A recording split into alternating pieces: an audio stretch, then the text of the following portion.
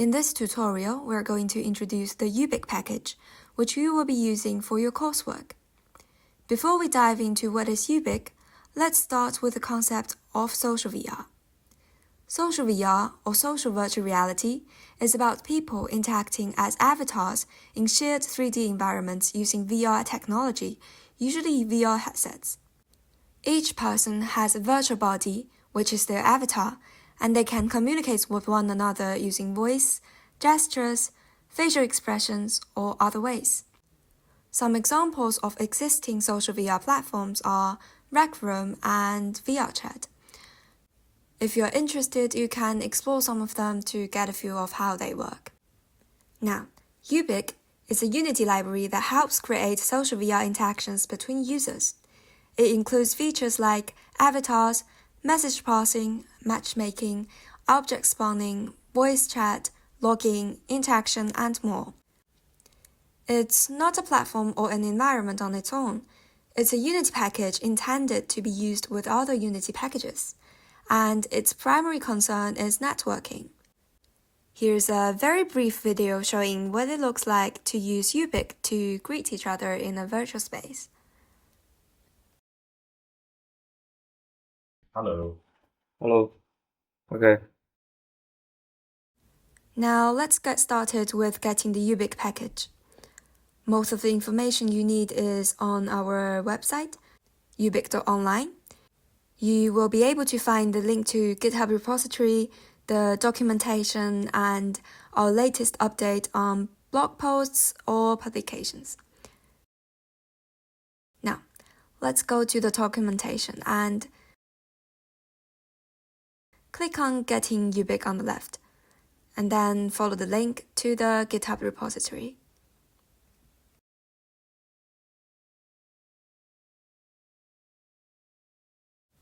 We recommend you adding Ubiq to your Unity project using Unity Package Manager, the UPM.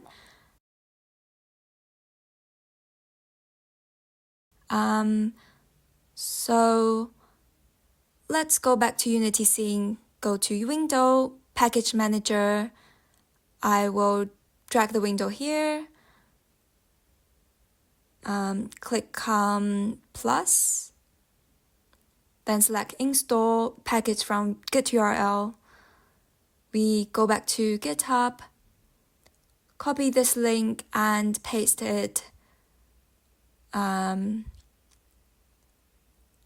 Paste it here and click Install. You should be able to see Ubiq under the in-project packages. Once the installation is finished, let's wait for a while.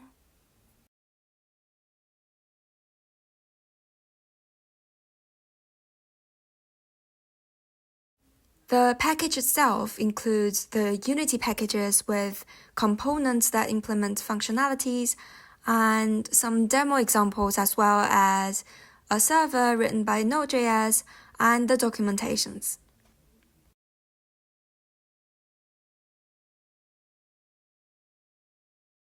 Once the installation is finished, let's go to Samples, find Demo XRI and Examples, and import both of them. This will install some basic examples that you can start with. Before diving into the examples, I'll quickly introduce the concepts of peer, room, and the server. The purpose of rooms is to control which user exchange messages with whom. A room is a place that multiple peers can join. Peers in the same room exchange messages with one another. A server can host multiple rooms. We run a public server at nexus.cs.ucl.ac.uk, or you can set up your own by running the Node.js files. A room server service is already implemented in the example server, which allows peers to find and join rooms and facilitates message exchange between room members. Now back to the Unity project. Under Assets folder, we find Samples, then Ubiq, 1.11, then Examples. Let's open the 11 messages scene. Hit play.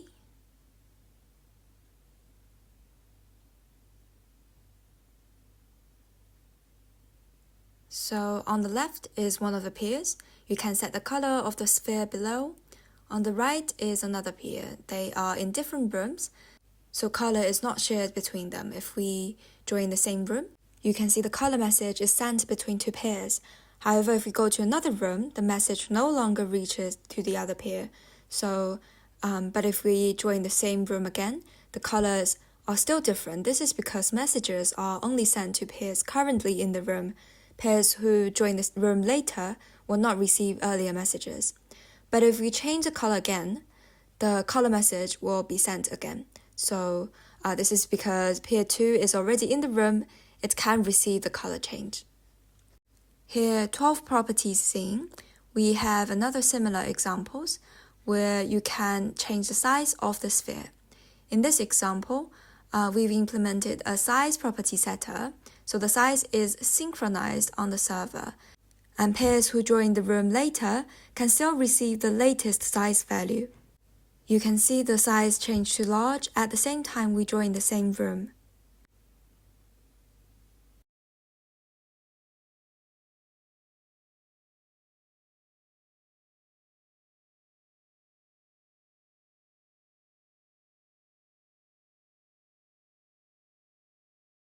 In 30 avatar scene, the scripts are under each pair, meaning about avatar manager and post avatar input. If we hit play,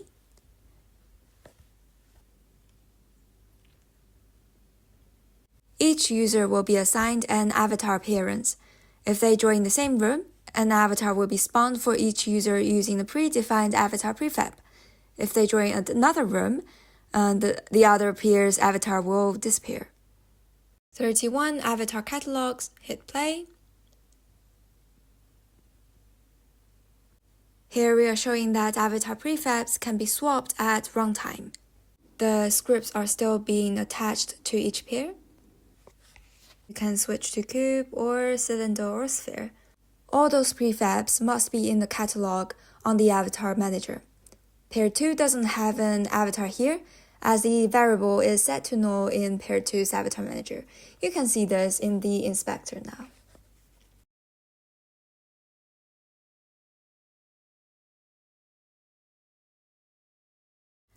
(32) avatar input.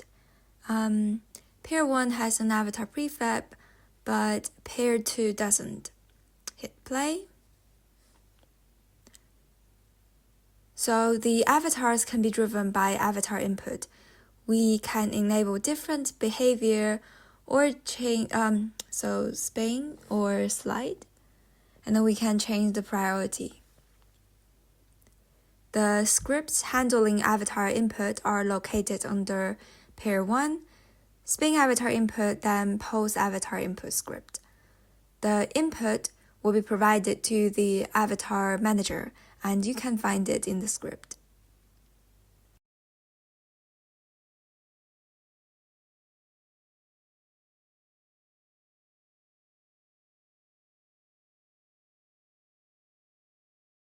Now go to Assets folder, Samples, Ubiq, version 1 pre-11, Demo XRI, and let's open the demo scene. And there we go. You should see it in your scene view.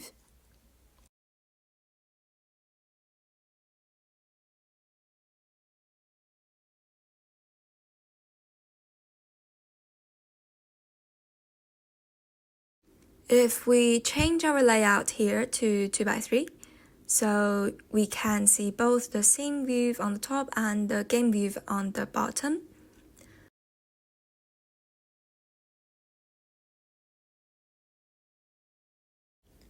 Click on the play button. Okay.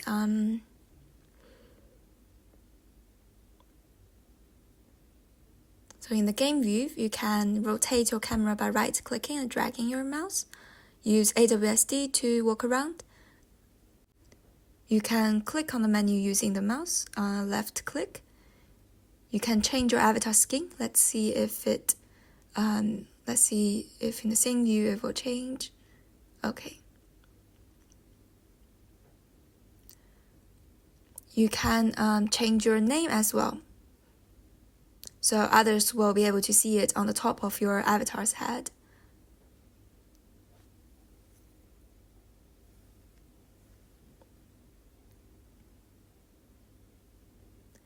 You can create a new room like this.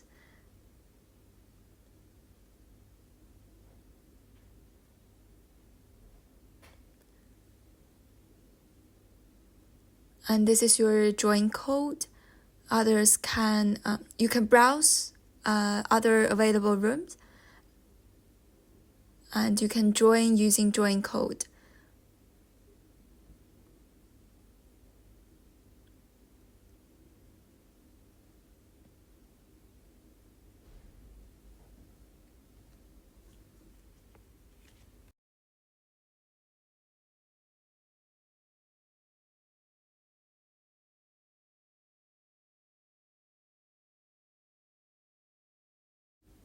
Okay, the right box here is where if you click on it, it will attach a firework to your hand.